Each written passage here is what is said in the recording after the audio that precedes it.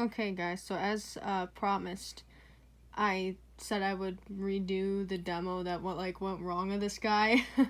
So that's what we're doing right now. So, and I also got my keys with the flashlight. I can't find the switch. Oh, there we go. So it should be better.